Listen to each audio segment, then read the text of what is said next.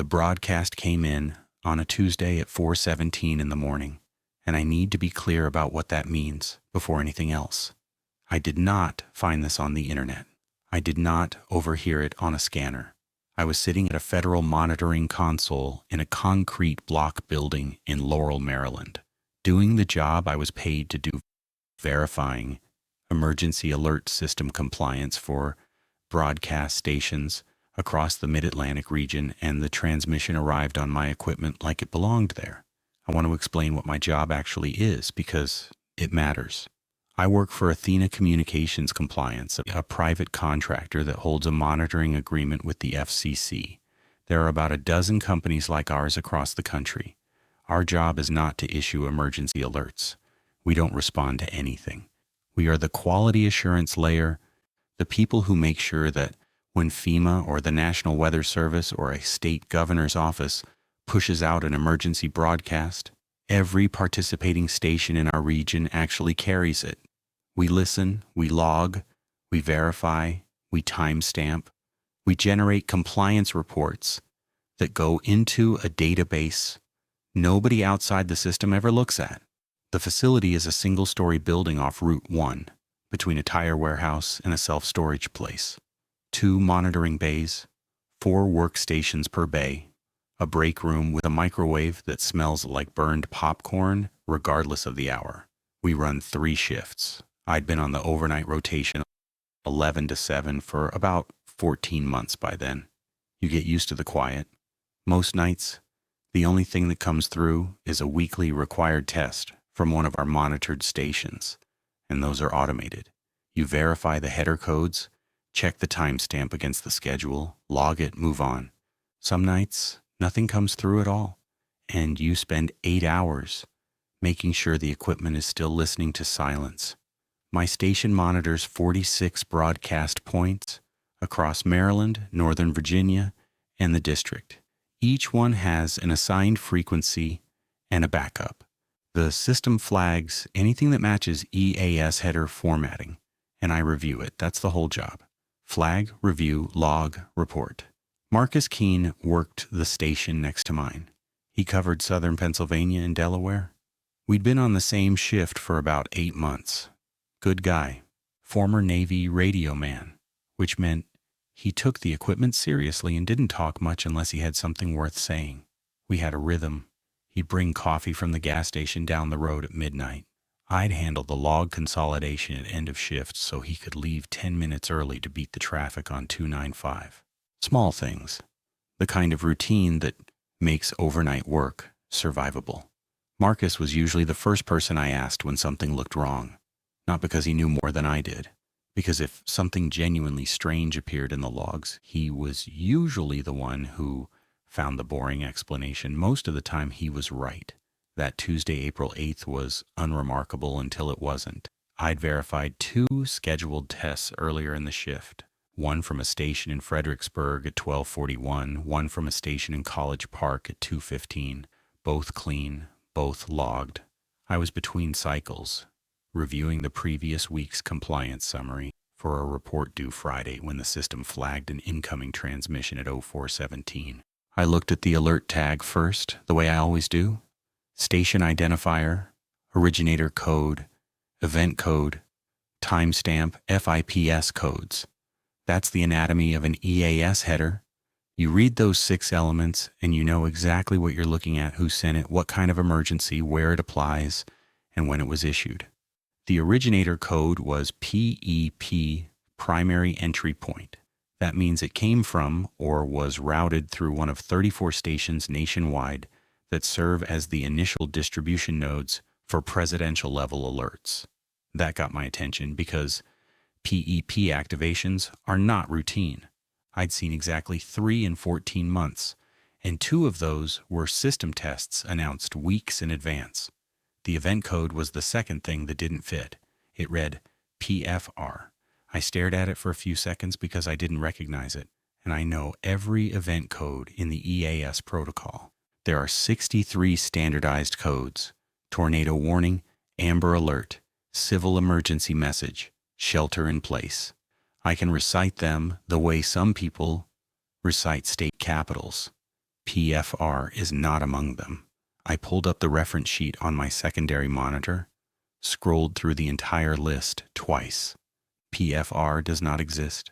I leaned back and looked over at Marcus. You ever seen a PFR code? He pulled one side of his headphones off.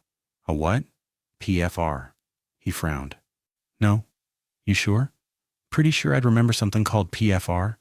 Then he shrugged and went back to his screen. At this point, I assumed it was a malformed header. Corrupted data. It happens maybe once or twice a year. A station's encoder glitches, spits out garbage characters, and we log it as a technical fault. But I kept reading. The FIPS codes were valid. That's the geographic targeting, the county-level identifiers that tell broadcast stations which areas the alert applies to. The transmission listed 4 counties: Howard, Anne Arundel, Prince George's, and Montgomery. All in Maryland, all within my monitoring region. All real, properly formatted 6-digit FIPS codes. A malformed header doesn't usually get the geography right. I let the audio play. Standard EAS activations include a digitally encoded header, an attention tone, and then a voice message. The header I'd already read. The attention tone was correct, the same 8-second dual tone pattern used in every legitimate alert. And then the voice began. It was male, calm, measured cadence, like someone reading from a prepared script. Not robotic, not synthetic, a real human voice, recorded clearly with no background noise. This is a priority 4 notification for embedded monitoring personnel in the following counties: Howard, Anne Arundel, Prince George's, and Montgomery, Maryland. An active outbreak threshold has been confirmed as of 03:45 Eastern Standard Time. Initial containment protocols are in effect. Public notification is scheduled per standard delay. Monitoring personnel are directed to maintain observational status and await Phase 2 instructions on assigned receipt frequency. Do not contact external dispatch. Do not file compliance reports for this transmission. Acknowledge receipt through standard callback. This message will not repeat. I listened to it twice. Then I sat there for a long time. The timestamp remained in the corner of my monitor while I replayed the recording. 4:17 Eastern Standard Time. At the time, it was just a timestamp. Later, it became something else entirely. I looked at Marcus. He had his headphones on, reviewing something on his own screen. He hadn't flagged anything. His system monitors different stations. Whatever this was, it came through on one of my assigned frequencies. The first thing I did, the professional thing, was check which station had transmitted it. I pulled the signal routing log. My system tracks not just what comes in, but which broadcast point it arrived from. Every one of my 46 monitored stations has a distinct signature. The log showed no originating station. The transmission had arrived on frequency 167.450 megahertz. I checked my assignment sheet. My 46 stations broadcast on specific FM and AM frequencies, all of which are documented. 167.450 is not among them. It's not an FM broadcast frequency at all. It falls in the VHF federal government band. I was not configured to monitor that frequency. My equipment should not have received it. I checked the flag parameters, the settings that tell my system what to listen for. They were unchanged. Standard EAS header formatting, standard frequency range, standard protocol. Nothing in my configuration included 167.450 megahertz, but the system had flagged the transmission anyway, as if it recognized the format and treated it as a valid alert. I saved the audio file. I saved the header log. I saved the signal routing data.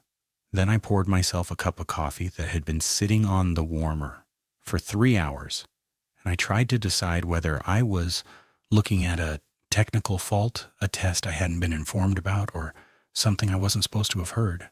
At the time, I did not think much of the phrase priority 4. I assumed it was jargon from a system I hadn't encountered. I assumed there would be a reasonable explanation by morning. I was wrong about that part. My shift ended at 7.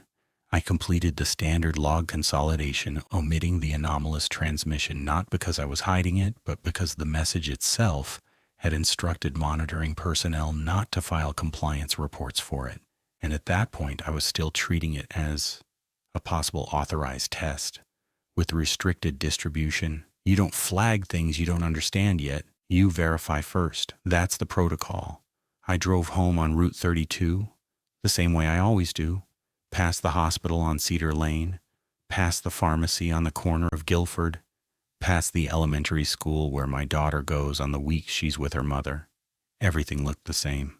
But the broadcast had named my counties, 4 of them, the ones I drive through every day, and it had used a phrase I couldn't find in any official documentation. Priority 4. I got home at 7:35, set my alarm for 3 in the afternoon, lay in bed for a while thinking about the voice on the recording, how calm it was, how certain. An active outbreak threshold has been confirmed. Confirmed by whom? Reported to whom? And why was I, a compliance monitor with no response authority, being addressed as embedded monitoring personnel? I didn't sleep well. I still believe there was a reasonable explanation, a routing error, an unauthorized test, a federal system I had never encountered. Something. But one detail kept bothering me. The message never asked me to do anything. It spoke as if I already knew my role.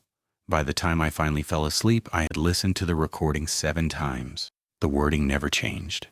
But with each replay, it sounded less like a warning and more like instructions. I woke at 2:47, 13 minutes before my alarm. The apartment was quiet. April sunlight came through the blinds in flat bars across the carpet. I lay there for a minute, thinking about the transmission the way you think about a strange dream, hoping distance would make it smaller. It didn't. I made coffee and sat at the kitchen table with my laptop. Before anything else, I wanted to check the obvious sources. If there was an active outbreak declaration in 4 Maryland counties, it would be everywhere. Health department websites, local news, CDC situation reports, Maryland Department of Health press releases, social media would be uncontrollable. I checked all of it. Took me about 40 minutes. Nothing. No outbreak declaration. No emergency notification from any county health office. No unusual CDC advisory for the Mid-Atlantic region. No press conferences. No restricted area notices. No uptick in local news coverage about illness clusters. The Maryland Department of Health website showed a routine update about seasonal flu surveillance from 3 weeks prior. The county health department pages for Howard, Anne Arundel, Prince George's, and Montgomery were all current, all normal, all quiet. I checked FEMA's Integrated Public Alert and Warning System, IPAWS, which is the backbone through which all legitimate EAS alerts are distributed. Every authorized alert generates a record in that system. I have access through my compliance credentials, read-only, for verification purposes. I searched by date, by region, by event code. No record of any alert issued at 04:17 on April 8th. No record of any event code PFR ever. No record of any activation targeting those 4 counties in the past 72 hours. I checked the National Weather Service alert log. Nothing. I checked the Virginia and D.C. emergency management feeds in case there was geographic spillover. Nothing. Whatever I had received, it did not exist in any official system I could access. At this point, a reasonable person would conclude one of 3 things. 1. A technical malfunction generated a convincingly formatted but meaningless transmission. 2.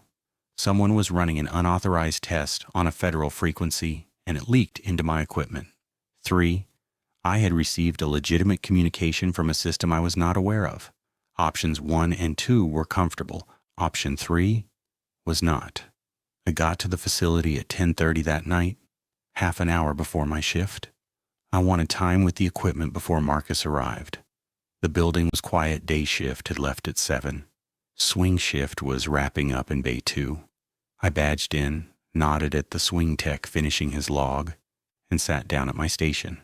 First thing I did was pull up the raw signal data from the previous night. Not the processed log, the actual waveform capture that our system stores for 72 hours before automatic deletion. I wanted to look at the transmission from an engineering perspective. If it was a malfunction or a spoof, the signal characteristics would show it. I found the file. Timestamp 0417, April 8th. I noticed the timestamp before I noticed anything else. 417.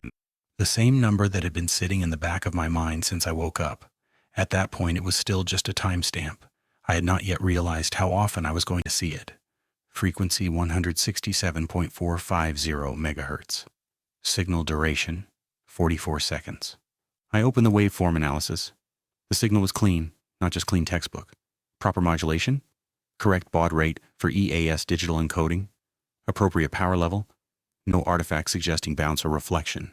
Whoever transmitted this had access to professional broadcast-grade equipment and knew exactly how to format an EAS-compliant signal. That eliminated casual spoofing. Some kid with a software-defined radio doesn't produce a signal this clean on a VHF federal band. This came from real infrastructure. I looked at the encoding structure next. EAS headers follow a rigid format. The ZCZC preamble, the originator event FIPS timestamp block, transmitted 3 times for redundancy, followed by the attention tone and voice content. The intercepted transmission followed this format perfectly, including the triple header repetition. Every structural element was correct, except the event code itself, PFR, which was syntactically valid but semantically meaningless within the standard protocol. Someone had built this transmission to be indistinguishable from a real alert within a system that doesn't officially include it. Marcus came in at 10:50, set a gas station coffee on my desk without asking, same as always. I watched him settle into his station, plug in his headphones, pull up his logs from the previous shift's handoff notes. "Hey," I said, "you pick up anything weird last night around 4:15? He glanced over. "Weird how?" "Anything on a frequency you weren't expecting? Any flag that didn't match your assignment sheet?" He thought about it for a second, then shook his head. "Clean shift. 2 scheduled tests, both nominal." "Why?" "Got a flag on something I'm still trying to source. Probably a technical fault." "What frequency?" 167.450. He raised an eyebrow. "That's not in your range." "I know. Could be crossband interference. Did you check the filter logs?" "Yeah, filters didn't catch it because it came in with a valid EAS header. System treated it as legitimate." Marcus turned his chair toward me slightly. "A valid header on a government VHF frequency that's not in your monitoring assignment and you're just now mentioning it?" "I'm still verifying. Didn't want to file anything until I understood what I was looking at." He nodded slowly. That was one of the things about Marcus. He respected verification. He wouldn't push until there was something concrete to push about. "If it shows up again tonight, flag me," he said. "I'll pull it on my side and we can cross-reference." "Will do." He turned back to his station. I felt something settle in my chest. Not relief, exactly, but the comfort of having told someone, even partially. I hadn't mentioned the content. I hadn't said the word outbreak. I hadn't mentioned priority 4. I just needed someone else to know that the signal existed. Nothing came through that night. Clean shift. I verified 3 scheduled tests across my stations, all nominal. I spent the quiet hours between cycles doing something I probably shouldn't have on company time, researching frequency 167.450 megahertz. The FCC maintains a public database of frequency allocations. Every licensed user of every frequency band is documented. I searched 167. The allocation rate it assign human service administrative, the specific licensee of the assistant, for about 10. A real agency meant a real explanation. The transmission suddenly seemed less mysterious, less dangerous. Then I remembered something. If ASPR owned the frequency, that explained where the signal came from. It did not explain why it had reached me. They coordinate federal public health emergency response. They're the ones who manage the strategic national stockpile, coordinate with FEMA during biological events, oversee pandemic preparedness planning. A frequency license to ASPR had delivered an EAS-formatted broadcast to my monitoring equipment, describing an active outbreak in my counties, addressing me as embedded personnel, and instructing me not to report it. I sat with that for a while.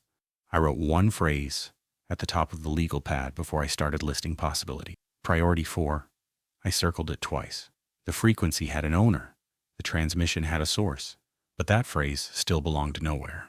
The rational explanation was still available. Government agencies run internal exercises constantly. Maybe ASPR was testing an alternate notification pathway. Maybe the signal bled into my equipment through a hardware fault.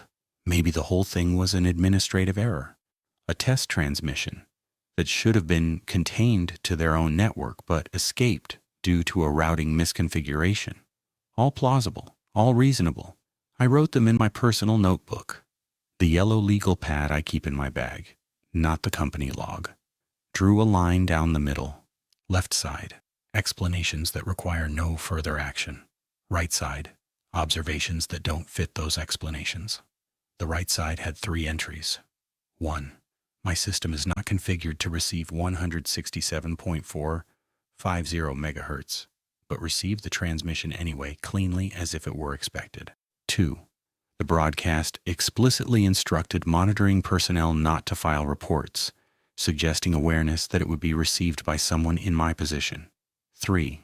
No corresponding record exists in any alert system I can access, meaning either it was never entered or it was entered into a system I cannot see.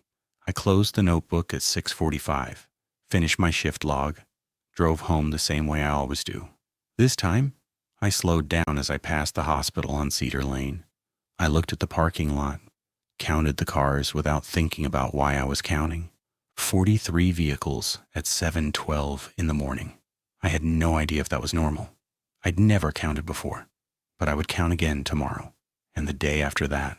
The broadcast had said, initial containment protocols are in effect.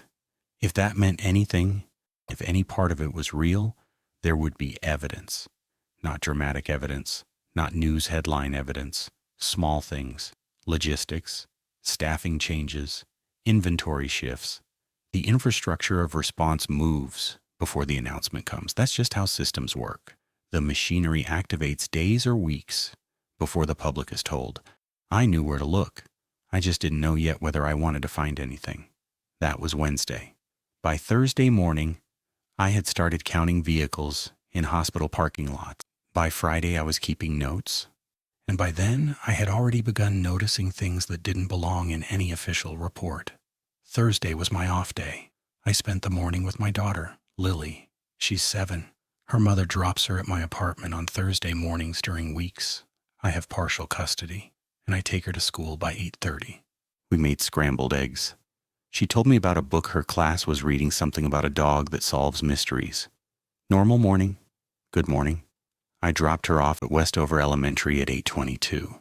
Watched her walk in through the front doors with her backpack bouncing against her shoulders. Sat in the car for a minute afterward, feeling the specific kind of quiet that follows a child leaving a space. Then I drove to the pharmacy on Guilford Road. I want to be clear, I wasn't investigating at this point. Not formally, not with intent. I needed to refill a prescription. Lisinopril 10 milligrams for blood pressure. Routine.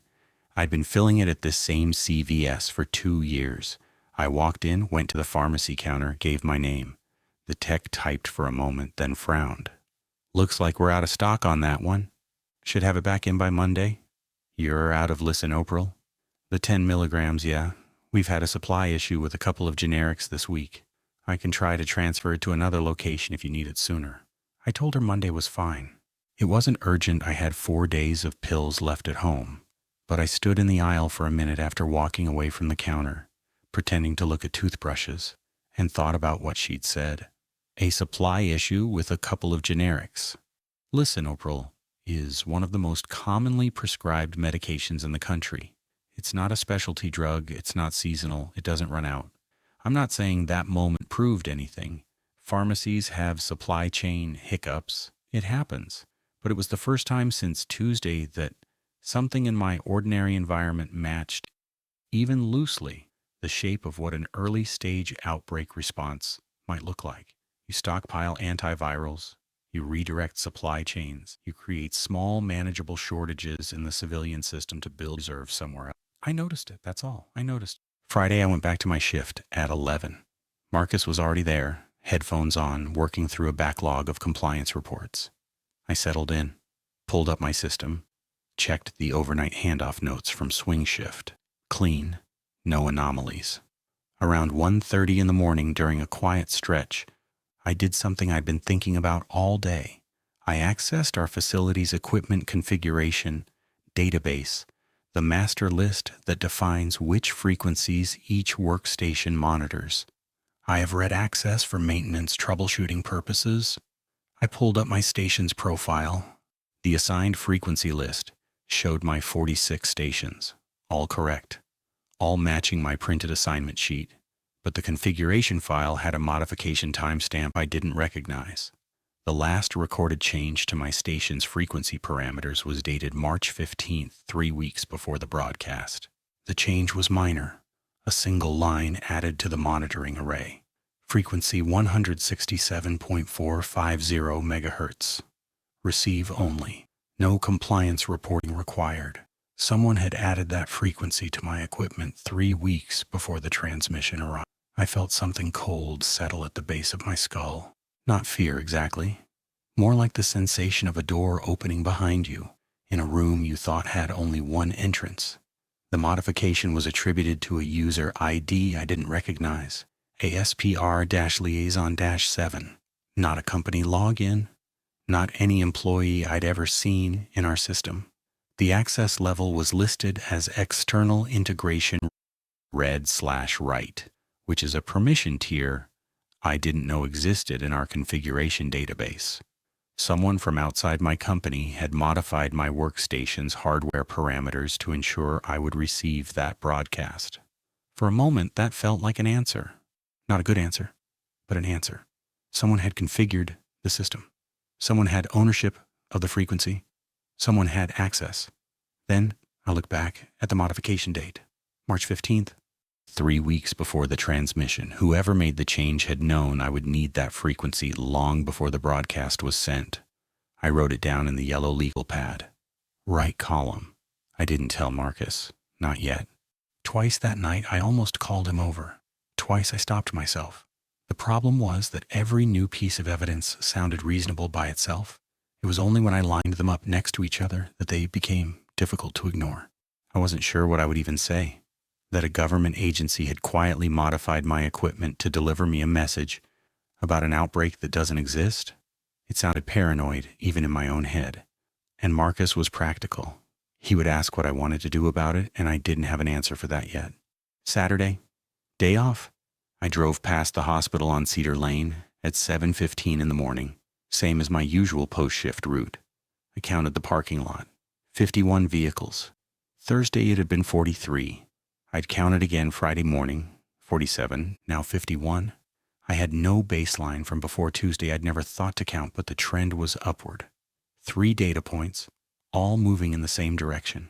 I parked across the street for a few minutes and watched. The emergency department entrance was visible from where I sat. 2 ambulances in the bay, which seemed normal. A few people walking in through the main entrance. Nothing dramatic. No hazmat suits. No cordoned areas, no news vans, but the employee lot on the south side, the one you can only see from the gas station across Cedar Lane, was full. I drove around to check. Every spot taken, plus 6 cars parked along the grass margin.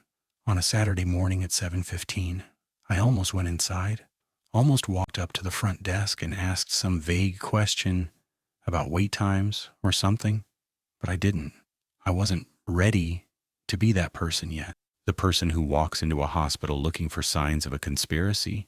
I still had enough professional restraint to know that acting on incomplete information is worse than continuing to gather it. Sunday morning, I called my neighbor, Dennis Okafor. He lives 2 doors down in my apartment complex, works for the Howard County Health Department Environmental Health Division, which mostly means restaurant inspections and water quality. We're not close friends, but we talk at the mailboxes sometimes. I've watched his cat when he's traveled. I called him on a pretext, asked if he knew anything about a water main issue I'd invented, Said I'd noticed low pressure. He said he hadn't heard anything about it, but he'd check on Monday. Then I asked casually how work was going. Busy, he said. Real busy lately. Restaurant season picking up? He paused, just a beat too long. Something like that. We've got some interdepartmental stuff happening. Lots of meetings. Interdepartmental? Yeah, coordinating with a few other offices, nothing exciting. Administrative stuff. He changed the subject after that. Asked about Lily. I let it go. Interdepartmental coordination at a county health department. That could be anything. Budget reviews, policy updates, accreditation audits. It could be completely routine, but it could also be what it looks like when a local health office is being brought into a response framework before the public announcement. I went to my shift Sunday night with 4 things in my right column and nothing in my left column that fully explained them. The pharmacy shortage, the parking lot numbers, the equipment modification, Dennis's schedule. At 2:40 in the morning during a long, quiet stretch, I did one more thing. I logged into the National Pharmacy Data Repository, a system I have access to through a separate credential, because part of our compliance work occasionally requires verifying that EAS alerts about pharmaceutical recalls are distributed correctly. It's read-only access to distribution data. Normally, I'd use it maybe once a quarter. I search for distribution patterns of oseltamivir, that's generic Tamiflu, across the Mid-Atlantic region over the past 30 days. Normal distribution shows a predictable seasonal curve. Winter peaks, spring declines. I was looking at April data. There should have been a decline. Instead, I saw a 23% increase in wholesale distribution to institutional purchasers, hospitals, government health departments, federal stockpile intermediaries across Maryland, Virginia, and D.C. beginning March 28th, 11 days before the broadcast. The retail distribution, the stuff that goes to pharmacies, to normal people, filling prescriptions, had simultaneously decreased by 9%. Someone was diverting antiviral supply from retail to institutional channels, quietly, without any public health advisory to explain the shift. I stared at the numbers on my screen. Then I closed the database, cleared my search history out of habit, and opened my yellow legal pad. The right column was getting longer. The left column, the column of explanations that require no further action, was empty. I looked at Marcus. He was reading something on his phone during the dead stretch, half attentive to his monitoring display. I thought about telling him everything, laying out the whole sequence, but I could already hear how it would sound. A pharmacy ran out of a common drug, a hospital was busy, a neighbor was working late, and some distribution numbers ticked up. Individually, each one was nothing. A reasonable person would call it coincidence and pattern matching. But I build compliance reports for a living. I verify whether systems are functioning as documented. I compare what is supposed to happen against what actually happens. That's my entire professional value, noticing when the numbers don't match the narrative. And the numbers weren't matching. It was now 6 days since the broadcast, 6 days since 4/17. I found myself measuring time that way now, not by dates, not by shifts, by the moment the transmission arrived. 6 days since a calm male voice on a frequency I shouldn't have been able to receive told me that an active outbreak threshold had been confirmed in my counties. And every piece of evidence I'd gathered since then was consistent with exactly that. I finished my shift, drove home, past the hospital, didn't count the parking lot this time because I didn't need to. I already knew what I'd see. When I got home, I sat at the kitchen table and listened to the saved audio file one more time. The last line, acknowledge receipt through standard callback. Standard callback. That implied a number, a response channel. Something I was supposed to do that I hadn't done. I went back to the FCC database, pulled up the full allocation record for 167.450 megahertz. The ASPR license filing included a technical contact section, mostly administrative references, office addresses, bureaucratic identifiers. But at the bottom, in a field labeled coordination point, there was a phone number, 10 digits, 202 area code. Washington, D.C. I wrote it on the legal pad. stared at it for a long time.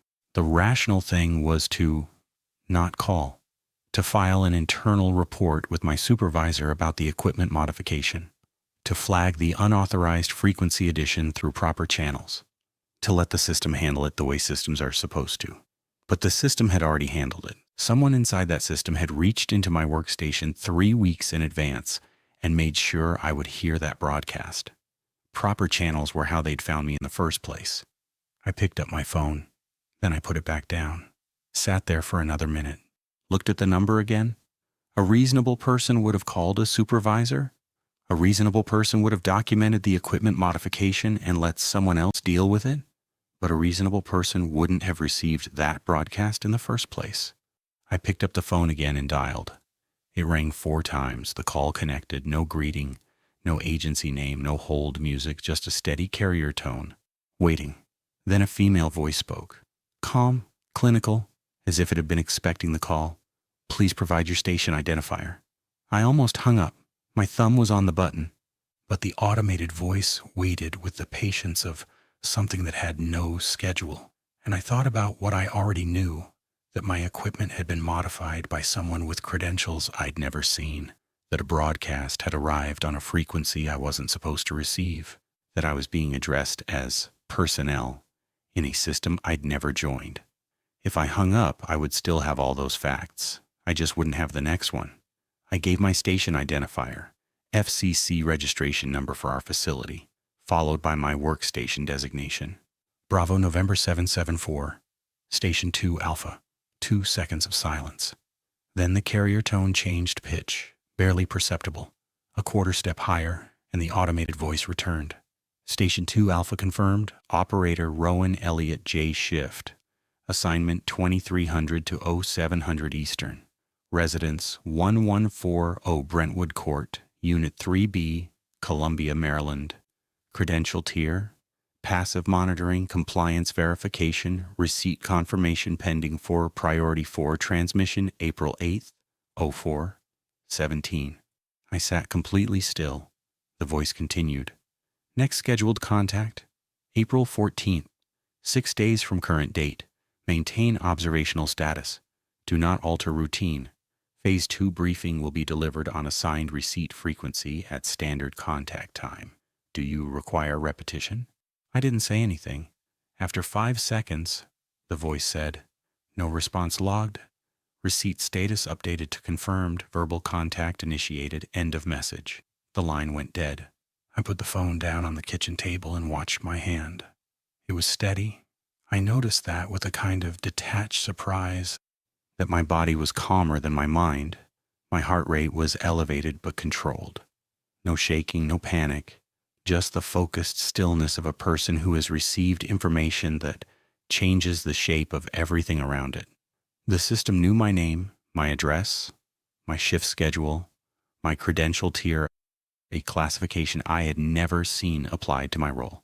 And it had a date, April 14th. I looked at the calendar on my phone. Today was the 8th. 6 days. 6 days until what? The original broadcast had said public notification is scheduled per standard delay. The automated system had said next scheduled contact, April 14th. Were those the same date? Was April 14th when the public would be told about the outbreak, or when I would receive additional instructions? I didn't sleep that day. Not really. I lay in bed for 4 hours, with my eyes closed, running the conversation back through my memory, making sure I hadn't misheard anything. I hadn't. The system had confirmed my identity with details that were accurate down to the unit number of my apartment.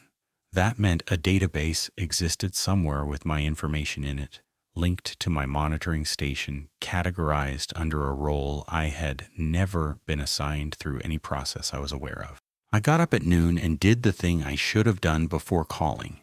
I researched the concept of pre-event notification infrastructure, the FCC filing. I'd found earlier the 2011 document that referenced 167.450 megahertz had described the frequency's purpose as pre-event notification infrastructure testing. I hadn't dug deeper than the surface description. Now I did. The filing was part of a batch of administrative documents related to something called the Integrated Biosurveillance and Communication Framework, IBCF. I'd never encountered the acronym in any of my compliance training. It wasn't in our company manual. It wasn't referenced in any FCC guidance document I'd ever read. I found 3 references to it total across several hours of searching. One was the 2011 filing. The second was a budget line item in a 2013 ASPR appropriations document. $4.2 million allocated to IBCF maintenance and personnel integration. The third was a 2015 Inspector General audit summary that referenced IBCF in a footnote as a legacy communication framework maintained for continuity purposes, not currently active for public-facing operations. Not currently active for public-facing operations. That phrase sat in my mind like a weight on a shelf. Not active for public-facing operations meant it was active for something else, something internal, something that ran parallel to the public emergency alert system but didn't feed into it. I thought about what I knew about how outbreak responses actually begin, not the public version, not the press conference and the CDC briefing and the headline. The operational version, the machinery that starts moving before anyone says anything out loud. In any biological event, there's a gap between detection and announcement. Surveillance systems flag anomalies, first hospital admission clusters, unusual lab results, pharmacy purchasing patterns. Those flags get verified. Verified flags become assessments. Assessments become declarations. Declarations become public statements. That pipeline takes time, days, sometimes weeks. During that time, people that inside the system know something the public doesn't. What if the IBCF was the communication layer for that gap? A way to coordinate response personnel during the period between detection and public announcement using infrastructure that existed outside the standard EAS, invisible to compliance monitors like me, operating on frequencies allocated to health agencies rather than broadcast stations. That would explain everything I'd seen. The broadcast on a non-standard frequency, the equipment modification to ensure receipt, the instruction not to file compliance reports, the callback system with my credentials already loaded, the date April 14th as the scheduled public notification. It was a shadow alert system running underneath the one I was paid to monitor, and somehow I was in it. I still couldn't find a single official reference to Priority 4. Not in FCC guidance, not in ASPR documentation, not in any EAS protocol manual. The system had a frequency, the system had funding, the system had personnel records, but Priority 4 existed nowhere. I went to my shift that night with a clarity I hadn't felt since Tuesday. Not comfort clarity. The difference is important. I understood the mechanism now, or at least a plausible version of it. What I didn't understand was why me. For a while, I convinced myself that question didn't matter. Maybe the answer was administrative. Maybe my workstation had been selected at random. Maybe any monitor in the region would have worked. That explanation lasted until I remembered something. The modification had not been made to a facility. It had been made to my workstation. Why a private sector compliance tech with no medical training, no response authority, no security clearance beyond the basic background check Athena ran when they hired me. Marcus noticed something was different. About 2 hours into the shift, during a quiet stretch, he pulled one headphone off and looked at me. "You figure out that frequency thing?" "Partially," I said. "And?" "Government health channel. Probably a test that leaked into our system through a configuration error." He nodded. "You file it?" "Going to talk to Reeves on Monday." Reeves was our facility supervisor. Day shift. "Good?" Marcus put his headphone back on. Conversation over. I hated lying to him. Not because it felt morally wrong in some abstract way, but because Marcus was competent and observant and exactly the kind of person who would have been useful in working through this. But the broadcast had said not to contact external dispatch. The callback system had said maintain observational status. And I had a growing suspicion that the reason I was in this system was precisely because of what I was, a person with access to communication infrastructure, distribution data, compliance databases, and a professional habit of noticing when things don't match. A passive sensor with existing credentials. The shift was quiet. No anomalous transmissions. I spent the dead hours thinking about April 14th and what Phase 2 briefing might mean. Wednesday, my day off.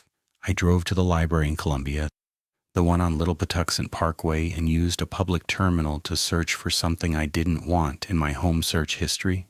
I looked for any news reports, social media posts, or community discussions about unusual illness in Howard County or the surrounding areas. Not national news. Local, neighborhood level. I found 3 things. First, a post on a community Facebook group for Ellicott City dated April 6, 2 days before the broadcast.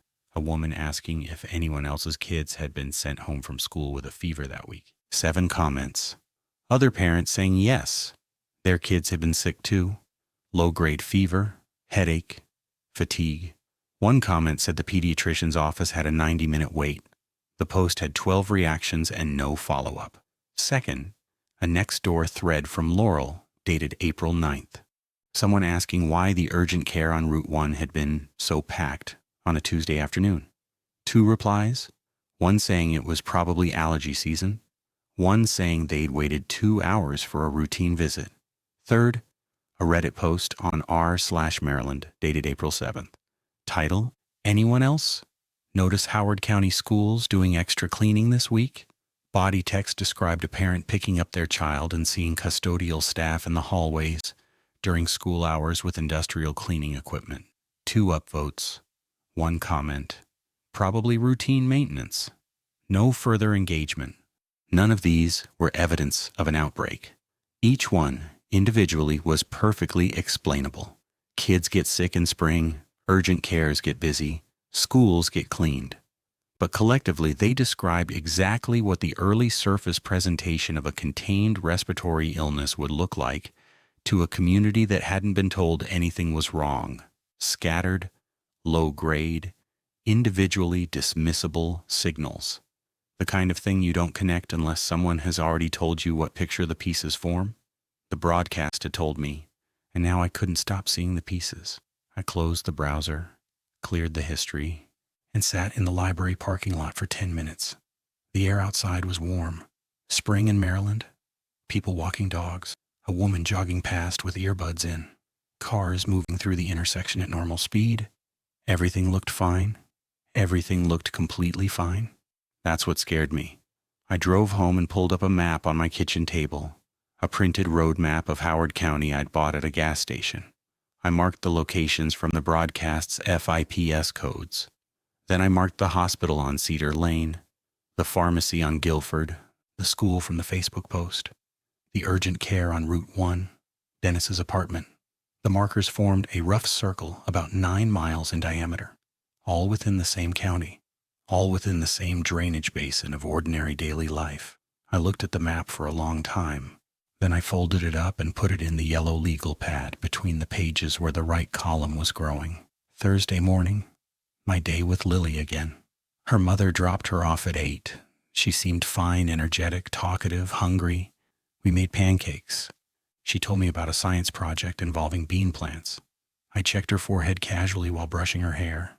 Normal, cool, fine. I took her to school, watched her walk in, sat in the car.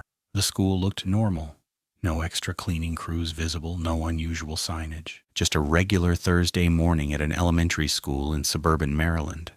But I sat there for 15 minutes anyway, watching, counting the cars in the pickup line, noting which staff members were visible through the front windows, looking for anything that matched the shape of something I was afraid to name. I didn't find anything. I went home. April 14 was 3 days away. 3 days until the date the system had given me, 3 days since I had stopped thinking in calendar dates. Everything now revolved around a different point in time. 4:17. That night at work, at 03:52, 25 minutes before the original broadcast timestamp, my system flagged another transmission on 167 0.450 megahertz, same format, same encoding structure, same calm male voice, but longer this time and more specific. The header was identical, the frequency was identical, the voice was identical, but before the message began, a new line appeared in the metadata field at the bottom of my monitor. Recipient status confirmed. Then the voice started. This is a Priority 4 Phase 2 notification for embedded monitoring personnel in the following counties. The voice listed the same 4 counties: Howard, Anne Arundel, Prince George's, Montgomery. Then it continued. Outbreak progression has been reclassified from initial containment to active management. Current estimated affected population within designated monitoring zone, 800 to 1,200 individuals. Hospitalization rate is within projected parameters. Mortality remains below public notification threshold. Monitoring personnel are directed to continue observational status. Do not initiate contact with local health infrastructure. Do not alter personal routine. Phase 3 contact will occur at scheduled public notification date. Personnel verification point is available at the following address for voluntary in-person credential confirmation. Then the voice read an address: 9220 Broken Land, Parkway Suite 114, Columbia, Maryland. I knew that building. I'd driven past it hundreds of times. It sits in a small commercial complex between a dental office and a UPS store. The suite the broadcast specified, 114. I'd never noticed it specifically, never had a reason to. It was one of those ground floor offices with tinted windows that could be anything. An accountant, a staffing agency, a therapy practice. The transmission ended with the same closing line as the first. This message will not repeat. I saved the file, checked the signal data. Same clean waveform. Same impossible clarity on a frequency my equipment was silently configured to receive. Same absence from every official log. But this time there was new information, and the new information changed things. 800 to 1,200 affected individuals in my counties, right now. Hospitalization rate within projected parameters. That meant people were in hospitals. Real people, right now. Mortality below public notification threshold. That phrase hit differently than the others. It implied a threshold existed, a specific number of deaths below, which the public would not be told. A calculated line. A policy decision. Someone, somewhere, had determined exactly how many people could die before the announcement was required, and we hadn't reached that number yet. I looked at Marcus. He was working through a compliance report, red pen in hand, making small corrections in the margin. Normal, focused, unaware. I didn't tell him. I'm not sure I could have. Not because of the broadcast instruction, but because the information itself had become a kind of weight that I didn't know how to transfer without also transferring the isolation that came with it. How do you tell someone that 800 people are sick in their county and nobody knows? How do you say that without sounding like you've lost your mind? I finished my shift, drove home, did not drive past the address on Broken Land Parkway. Not yet. I needed to think about it first. I slept for 3 hours, woke up at 11, made coffee, sat with the legal pad. The broadcast had called it a personnel verification point, available for voluntary in-person credential confirmation. That language was careful, voluntary, not mandatory, not a summons. An offer, come if you want. Confirm what you are, what I am. That was the part I couldn't get past. The system had a file on me. It knew my name, my shift, my address, my station ID. It had classified me as passive monitoring compliance verification. It had modified my equipment to include me in its distribution chain, and now it was inviting me voluntarily to show up in person. I thought about what would happen if I just didn't go, if I deleted the recordings, stopped checking the pharmacy data, stopped counting cars at the hospital, and went back to doing my job exactly the way I had before April 8th. Would anything change? Would the system notice? Would it care? I didn't know, but I knew something else. The outbreak wasn't a theory anymore. 800 to 1,200 affected individuals was a specific operational number delivered through a channel that had been correct about every verifiable detail so far. The pharmacy numbers matched. The hospital traffic matched. The community posts matched. The distribution data matched. If the system was wrong, it was wrong in a way that perfectly coincided with reality. And if it was right, if over 1,000 people in my counties were currently infected with something, then April 14th was 3 days away. And on that day, everyone would know what I already knew. And the gap between those two realities, the knowing and the not knowing, where I currently live. I called in sick for my Thursday night shift. First time in 14 months. Told the scheduler I had a stomach that pulled someone from the on-call list for coverage. Friday morning, April 12th, I drove to 922 Broken Land Parkway. The commercial complex looked exactly the way I remembered it. Low-slung brick building, shared parking lot, modest landscaping. The dental office on the end had its sign lit. The UPS store had a customer coming out with a stack of boxes. Suite 114 was in the middle. No sign on the door, no logo on the window. The tinted glass reflected the parking lot back at me. I sat in my car for 15 minutes. Watched. 3 cars in front of the suite, all with Maryland plates. No government markings, no unusual security. No cameras that I could see beyond the standard commercial ones mounted under the eaves. I got out, walked to the door. It was unlocked. Inside, a small reception area, clean, neutral, the kind of space that could belong to any professional office. Beige walls, 2 upholstered chairs, a low table with nothing on it, a reception window with frosted glass closed, no one visible, no sound except the hum of an HVAC system. I stood there for about 10 seconds before the frosted glass slid open. A woman sat behind it, mid-40s, dark hair pulled back, wearing a plain navy blouse, no name tag, no badge. "Can I help you?" she said. Not unfriendly, not warm, neutral, the way a receptionist at a doctor's office sounds when they're waiting for your insurance card. I hesitated. "I received a transmission on my monitoring equipment. It referenced this address." She looked at me for a moment. Then she said, "Station identifier?" I gave it. "Bravo November 774, Station 2 Alpha?" She typed something I couldn't see. Waited, then nodded. "Mr. Rowan, thank you for coming in. This is voluntary and we appreciate the confirmation. Have a seat. Someone will be with you in a few minutes." I sat down. The chairs were comfortable. The room was quiet. I could hear the faint sound of a printer running somewhere behind the wall. No one else came in. No one else was waiting. After about 4 minutes, a door to the left of the reception window opened. A man stepped out, mid-50s, gray hair, button-down shirt, no tie. He carried a thin manila folder and a laminated sheet in a clear sleeve. "Elliot Rowan?" he said. "Yes. Come on back." I followed him down a short hallway, 3 doors on the left, all closed into a small office. Desk, 2 chairs, a computer monitor facing away from me. He sat behind the desk and gestured to the chair across from it. "I'm going to be straightforward with you," he said, "because your record shows you've been diligent about this, and I think you've earned a direct conversation." I didn't say anything. I waited. "You received your first priority 4 notification on April 8th. You attempted verification through standard channels and found no corresponding record." "That's correct, there wouldn't be. IPAWS doesn't carry Priority 4 traffic. It's not designed to.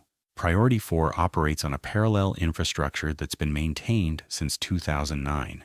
The phrase still bothered me. Priority 4. I had spent nearly a week looking for it, yet here it was being used casually, as if everyone in the room already understood what it meant. Specifically for pre-announcement coordination with monitoring assets in the private sector. "Monitoring assets," I said. "People like you, communications professionals with existing access to distribution data, compliance databases, infrastructure logs, people whose jobs already require them to notice when systems deviate from baseline. We don't recruit you. We don't train you. We add you to a receipt list and trust that your professional instincts will function as designed. And if they don't, if I'd ignored it?" He shrugged slightly. "Most do. We have about 400 personnel on passive receipt across the country, maybe 60 engaged beyond initial receipt. You're one of 11 who've made contact this cycle." This cycle, the phrase implied others. The outbreak, I said, it's real. For a moment, that should have been enough. The outbreak was real. That was the question I had spent days trying to answer. Instead, it immediately created a worse one. If the outbreak was real, why had a private communications contractor been informed before elected officials, local media, and most of the health infrastructure serving the public? It's real, it's managed, it's within projected parameters, and it will be public knowledge in approximately 52 hours. April 14th. That's the current schedule, yes. HHS will issue a joint statement with the CDC, limited in scope, focused on the affected region, appropriate public health guidance, the standard framework. How many people have died? He looked at me evenly. 11. As of this morning. All with significant comorbidities, all within the hospitalized population. 11 people were dead in my counties. 11 people had died of something and no one outside this system knew. What is it? I asked. A novel respiratory pathogen, moderate transmissibility, low mortality in healthy populations, high enough hospitalization rate to strain local systems if unmanaged. That's why the pre-announcement period exists, to position resources before demand surges. And the purpose of telling me people like me ahead of time?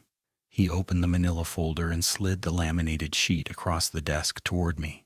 It was a single page, printed in small, clear type. A schedule. Your monitoring schedule for the next 30 days? He said. Receipt times, frequency confirmations, and observational parameters. You'll continue receiving priority 4 transmissions as the situation develops. Your role doesn't change. You watch, you verify. You don't report through standard channels. I looked at the sheet. The first entry read, April 8th. Priority 4 initial receipt. 4:17 Eastern Standard Time. Status confirmed. It was already filled in. The date I received the first broadcast. Listed not as something that happened to me, but as something I completed. A task. Accomplished on schedule. I didn't volunteer for this, I said. No, he agreed. You were selected based on access profile and behavioral indicators. The framework has operated this way since its inception. It's not coercive. You can walk out of here and never think about it again. The transmissions will stop. Your equipment will be reconfigured. Nothing changes for you professionally. But the outbreak continues. The outbreak continues regardless of your participation. Public notification occurs on schedule regardless. The only variable is whether you remain informed during the pre-announcement window or return to the general population's timeline. He said it without pressure, without persuasion, like a clerk explaining the options on a form. I looked at the laminated sheet. I thought about Marcus for a second. He was probably at the facility right now, reviewing logs, checking timestamps, doing exactly what he'd done every night since I'd known him, completely unaware that a second communication system existed beneath the one we monitored. 30 days of scheduled contacts, 30 days of knowing before everyone else, 30 days of walking through my neighborhood, dropping my daughter at school, filling prescriptions, passing the hospital, knowing exactly what was moving through the air around me while everyone else lived in the reality where nothing was wrong yet. The first broadcast, I said. It arrived at 4:17, but the automated callback said the outbreak was confirmed at 03:45, 32 minutes before I received it. Correct. Why the delay? He paused for the first time, just briefly, then he said, distribution sequencing. The notifications go out in a specific order based on geographic proximity to the confirmation point. You're in the second tier. Who's in the first? Hospital-adjacent personnel, direct care monitors. They receive at confirmation time. And before that, who confirms? Another pause, longer this time. The system confirms, he said, based on aggregate data inputs, hospitalization patterns, lab surveillance, pharmacy distribution anomalies. The same data you were looking at independently, it feeds into an automated threshold algorithm. When the threshold is met, the system generates the priority 4 notification autonomously. Autonomously, I repeated. No human decision. The framework is designed to remove delay introduced by human decision-making in the detection to notification pipeline. The algorithm confirms. The notification distributes. Personnel are informed. Resources position. Public announcement follows at the designated interval. I sat with that. An automated system had detected an outbreak in my counties, confirmed it without human authorization, and begun coordinating a shadow response infrastructure all before any public health official had made a conscious decision to act. What if the algorithm is wrong? I asked. It hasn't been, he said. In 9 cycles since 2011, it has not generated a false confirmation.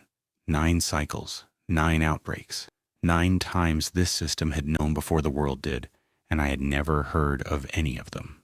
I want to think about it, I said. Of course. The schedule is yours regardless of your decision. If you choose not to participate, leave it on the table when you go. If you choose to continue, take it with you. Either way, the door is open. I picked up the laminated sheet, looked at it one more time.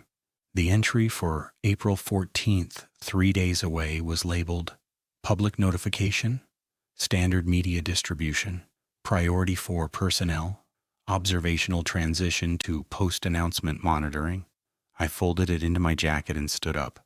One more thing, I said at the door. The broadcast said Embedded Monitoring Personnel. How long have I been in this system? He checked something on his screen. Your profile was created March 15th, 2024, 24 days before your first receipt. March 15th, the same date as the equipment modification. 24 days of being inside a system I didn't know existed, receiving nothing, hearing nothing, while my workstation quietly waited for the signal it had been configured to catch. Thank you for coming in, Mr. Rowan, he said. I drove home with the laminated sheet in my jacket. It was 12:43 in the afternoon. The sky was clear. Traffic was normal. The hospital parking lot had 58 cars in it when I passed.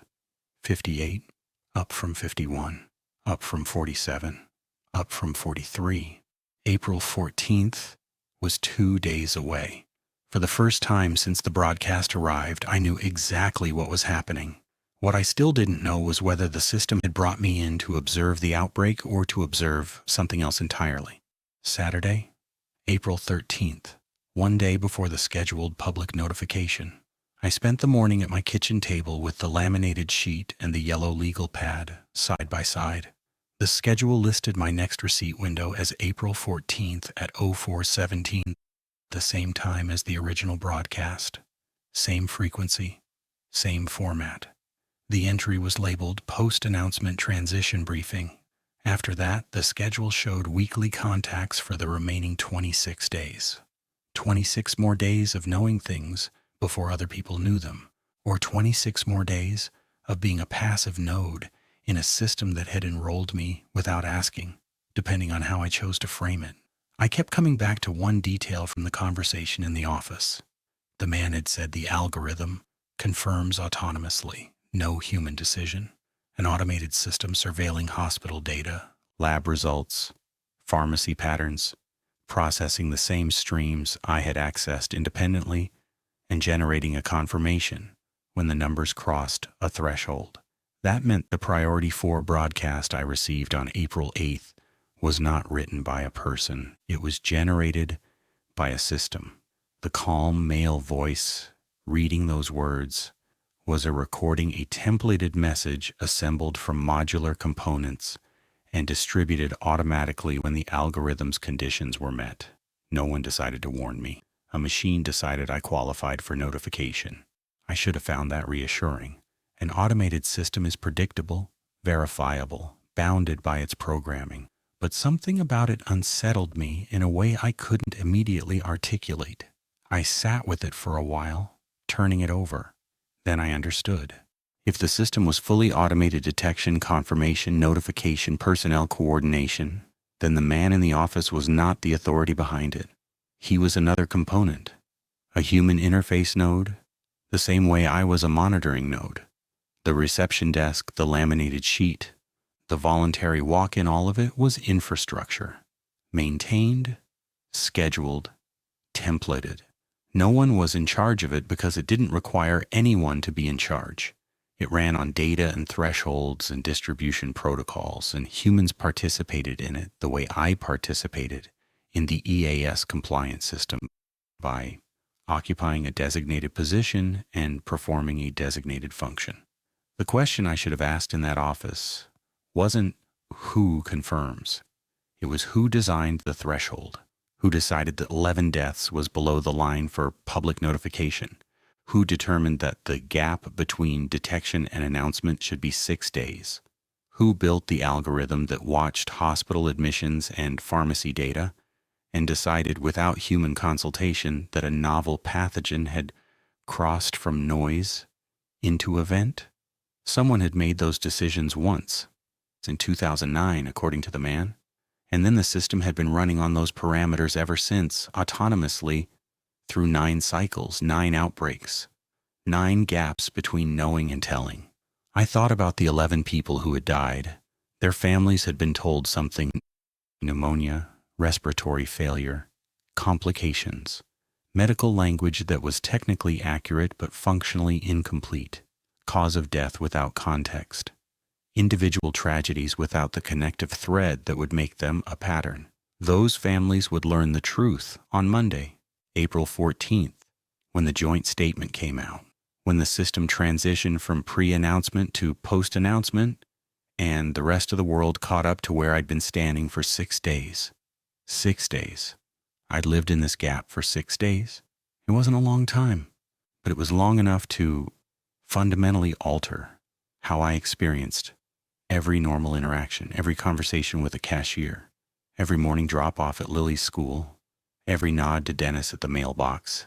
I knew something they didn't, and the knowledge created a membrane between us, invisible, impermeable, and entirely one-directional. That's what the system actually was, not a communication network, not a response framework, a membrane, a boundary between 2 populations occupying the same physical space, but living in different informational realities. On one side, the people who knew, hospital staff, government health officials, ASPR coordinators, and now apparently 400 private sector monitors scattered across the country, 60 of whom had engaged, 11 of whom had made contact. On the other side, everyone else, going to work, dropping off kids, filling prescriptions when the pharmacy had them in stock, living in the version of reality where nothing was wrong. And the system's entire purpose was to maintain that boundary, to keep the 2 populations separate during the gap, to ensure that the people who knew didn't disrupt the timeline by telling the people who didn't. Not through threats or coercion, through structure, through voluntary enrollment, through the quiet logic of professional confidence. You are trusted with this because you are the kind of person who understands why the gap exists. I did understand. That was the worst part. I understood it professionally, operationally, logistically.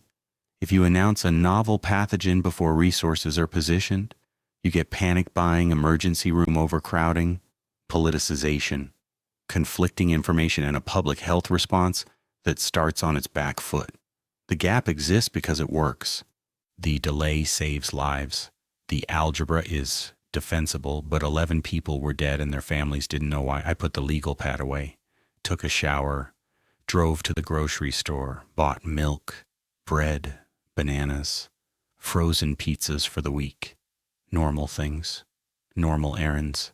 I watched the other shoppers, a woman comparing cereal prices, an old man in the produce section squeezing avocados, 2 teenagers laughing near the chip aisle. None of them knew. None of them were inside the membrane. I wanted to tell someone, not the information, just the feeling, the specific loneliness of it. I thought about calling my ex-wife, asking about Lily, asking if she'd been feeling okay, but I couldn't ask that question without implying something I wasn't allowed to imply. The system's instruction, do not alter personal routine, wasn't a rule I followed because I was obedient. It was a rule I followed because the alternative was becoming the person who frightens their daughter's mother with unverifiable claims about a secret outbreak. So I went home, put the groceries away, sat on my couch, waited for the day to pass. Sunday, April 14th, the day I didn't go to work. It was my scheduled off night anyway. I stayed home, watched normal television, checked my phone every 30 minutes, waiting. At 6:47 in the morning, I'd been awake all night, CNN broke the story. I watched it on my laptop, sitting at the kitchen table with a cup of coffee that had gone cold. The Department of Health and Human Services, in coordination with the CDC, announced this morning that a novel respiratory pathogen has been identified in 4 Maryland counties. Officials say approximately 900 cases have been confirmed, with 37 hospitalizations and 11 deaths attributed to the illness. The public is advised 900 cases. The broadcast had said 800 to 1,200, right in the middle, 11 deaths. Exactly the number the man in the office had told me 2 days ago. The announcement was calm, measured, professional. It mentioned that resources had already been positioned: antiviral distribution, hospital surge capacity, public health guidance. It framed the situation as managed, contained, under control. And it was. That was the thing. The response was smooth, coordinated, efficient. There was no panic, no scrambling, no overwhelmed emergency rooms. Because the system had used the gap to do exactly what it was designed to do: position everything before the world knew it needed to be positioned. I watched the coverage for 2 hours. Local affiliates picked it up. The Maryland governor held a press conference at 9. Howard County health officials released a statement. Schools announced enhanced screening. Pharmacies confirmed antiviral availability. All of it was already done, already positioned, already in place before the words were spoken. I turned off the television at 8:45, sat in silence. The membrane was dissolving. The two realities were merging. By tonight, everyone would know what I'd known for 6 days, and the loneliness of that knowledge would evaporate, replaced by the shared reality of a public health event being managed through normal channels. But something remained, a residue, a question that the public announcement didn't answer and couldn't answer because it wasn't designed to. The system had worked. The gap had served its purpose. The outbreak was real, the response was effective, and the 11 deaths were the price of a pathogen's biology, not the price of institutional failure. So why did I still feel like something was wrong? I picked up the laminated sheet, looked at the next entry on the schedule. April 21st, 0417. Priority 4 monitoring contact. Post-event surveillance. The outbreak would be public by then, managed, declining probably. The gap would be closed. There would be nothing left to know early, unless the schedule wasn't about this outbreak. I read the remaining entries. Weekly contacts through May 14th. Each one listed the same time, 0417, and the same frequency. The labels were neutral. Monitoring contact, surveillance parameter update, baseline recalibration. Language that could mean anything. Language that could mean the system was simply winding down its current cycle and releasing its personnel back to normal life. Or language that meant the system was still running, still watching, still processing data from hospitals and pharmacies and labs, still waiting for the next threshold to be crossed, the next confirmation to be generated autonomously by an algorithm that didn't need permission to decide that something had begun. 9 cycles since 2011. 9 outbreaks the system had known about before the world did.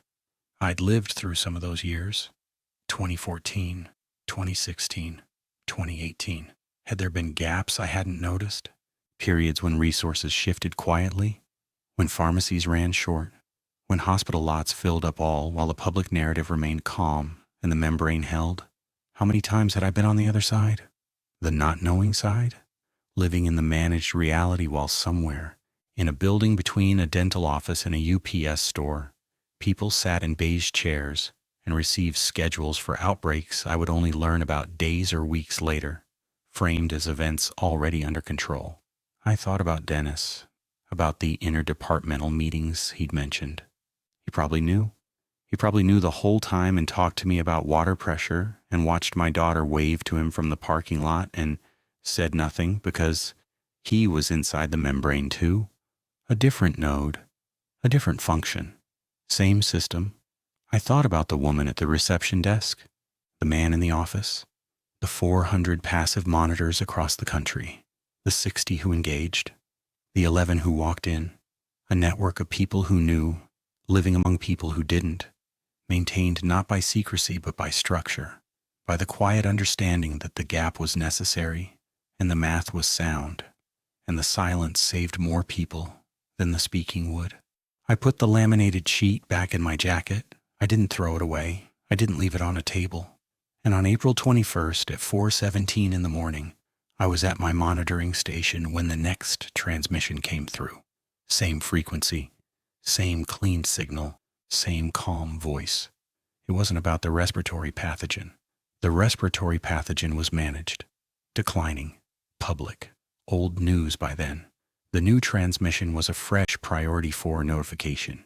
Different counties this time, different FIPS codes, a different region, the same format, the same templated language, the same 32-minute gap between algorithmic confirmation and my receipt. A new cycle. I saved the file. I logged the timestamp. I did not file a compliance report. I did not tell Marcus. I did not call the callback number. I just watched the number, the same way I'd watched them before. Pharmacy data, hospital traffic, community posts. Small signals, individually meaningless, collectively precise. The membrane formed again, quiet and invisible, settling around me like something I'd worn before and recognized by weight. This time I didn't count how many days until the announcement. I already knew the system's rhythm. I already knew how long the gap would last. I already knew that on the other side of it, a calm press conference would explain everything in language that made it sound like the response had been reactive rather than prepositioned. And I already knew that no one would ask how the resources got there so fast, because by then the question would seem ungrateful. I am writing this during the gap, the current one, not the first, not the last. The system is still running, the algorithm is still watching. And every few months, on a frequency that my equipment should not be able to receive, a calm voice tells me what has already begun in language so measured and procedural that the horror of it almost sounds like competence. Almost. 11 people died during my first cycle, and the system called that below threshold. I accepted a laminated sheet with my name already on it and called that a choice. I drive past the hospital every morning and count the cars and call that observational status. But I think about the membrane constantly, the people on one side and the people on the other, the mathematics that keeps them separate, the automated threshold that decides when the boundary dissolves and knowledge flows outward and everyone learns what a few of us already knew. I think about my daughter. On mornings when the numbers are climbing and the schedule says there are still 4 days until the announcement, I think about dropping her off at school, watching her walk in with her backpack bouncing against her shoulders, knowing what's in the air, knowing the timeline, knowing that the system considers the delay acceptable because the math says it saves more people than early disclosure would.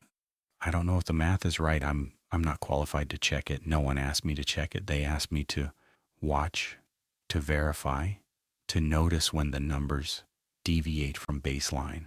That's what I do. That's what I am now. The laminated sheet is in my desk drawer. The next entry is in 6 days.